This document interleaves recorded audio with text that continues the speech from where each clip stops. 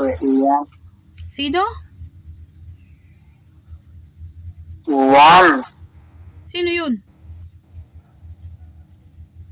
Yung mama, yung napunta na ako Ano?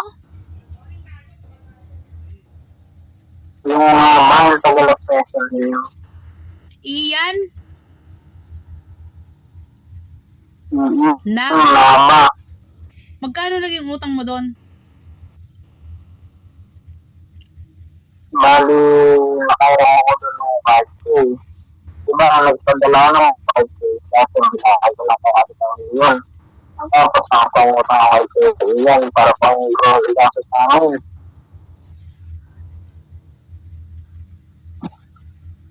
Ang gastos-gastos nyo? Kailan mo inutang yon? Wala akong nakarang pa. Bakit ka umuutang nang wala kang kasiguraduhang pambayad? Bakit ka umuutang nang wala kang kasiguraduhang pambayad? Hindi dapat na iba yung sila bago ako padalahan. Diba ako sa dapat tapos hindi ka ako nagpadala ng makaraan kasi Sino 1K lang 1K lang ng 1K. So, ito hindi nga, hindi mo uukang ibig ko sabihin.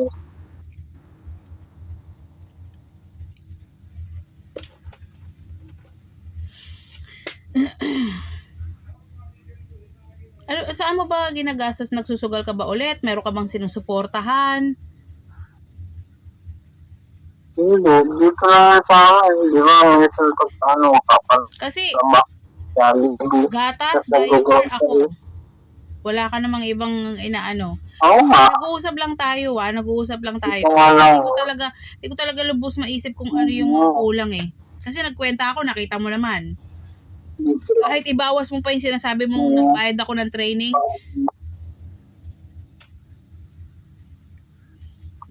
Hindi naman lahat pa ako. Hindi ko naman nawakan ng ulo ko. Eh, ano ba mo?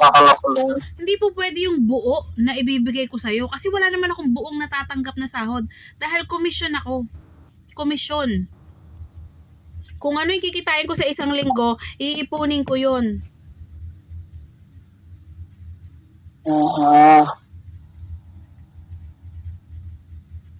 Bakit ang lakas ng loob mo mangutang? Hindi ba kasi ang usapan na natin dati.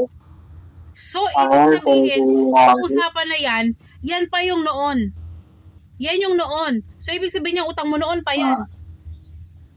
So, hindi yan yung makaraang buwan. O, saan mo ginastos yung pera? Kasi, sigurado ako, yung mga time na yon ang padala ko, kompleto. Alam mo, magsabi ka lang ng totoo. Sabi ko sa'yo, maging... Kaya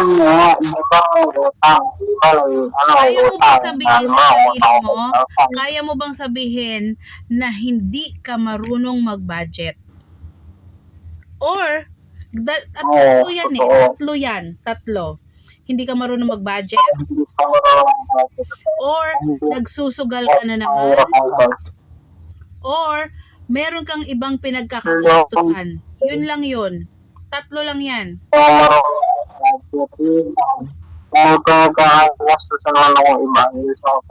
Paano, kung ikaw ang mag-a-abroad, kung ikaw ang aalis, kung ikaw ang magtatrabaho, paano mo masusuportahan kung sarili mong pagbabudget hindi mo kayang budgetin?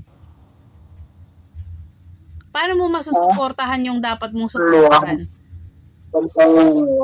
Ano, pagka yung pera mo, sasabihin mo, pasensya wala akong padala. Hindi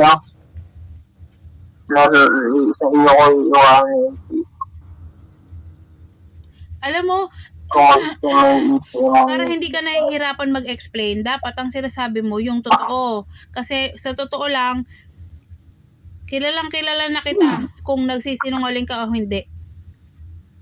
Kilala kita. Sinasabi ko yung mga programa ng pera. Minsan, nagagamit ko sa motor. Nagagamit sa motor. Yun nga, iniisip ako sa mga utang. Iba no, kasi nagkaroon yan, kasi nga natungo yung utang, kaya Tao lumaki. ang nagsisinungaling hindi makatingin ng diretso sa kausap niya. Oo, kasi nag-iisip pa ng kung ano yung sasabihin Kung ano pa yung idadahilan. Sabi ko naman sa'yo, maawa ka na lang, magsabi ka lang ng totoo. Totoo lang. Kung gusto mong, wala namang problema. Wala nang problema. Gawin mo na yung gusto mong gawin. Sinasabi naman yun sa yung totoo. Ayaw ko na ako pakinggan. Wala ako pinapakinggan. Pinapakinggan? Ano ba yung gusto mong sabihin? So, ibig mo sabihin, palagi kang kasalanan.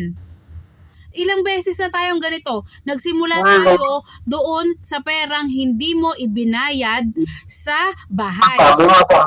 Makinig ka muna. Hindi ko na babalikan yung nakaraan. Magsimula na lang tayo nung umalis ako, yung perang hindi mo ibinayad sa bahay. Yung perang dapat pambili mo ng helmet, hindi ko alam din kung saan mo ginastos, sabi mo sa motor mo. Doon, tapos ngayon, eto na naman. Ano ba talaga? Sinasabi mo sa akin na sige, doon mo gastusin yung pera mo sa putang inang anak mo at saka sa nanay mo, di ba? Yun ang sabi mo. Pero ang totoo, magkano lang ang inaano ko sa kanila, binabudget ko sa kanilang dalawa.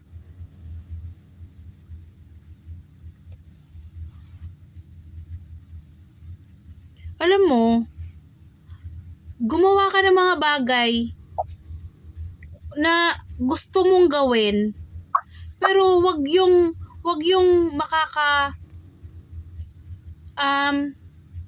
makakaano ka ng ibang hindi na ibang tao na tayo pareho, sa totoo lang. Ibang tao na, hindi na tayo gaya ng dati.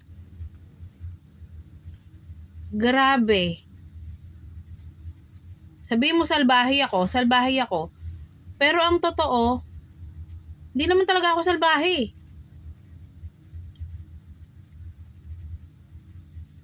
Maramot ako, sabi mo.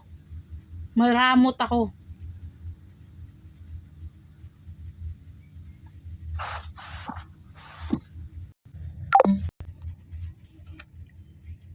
Diba?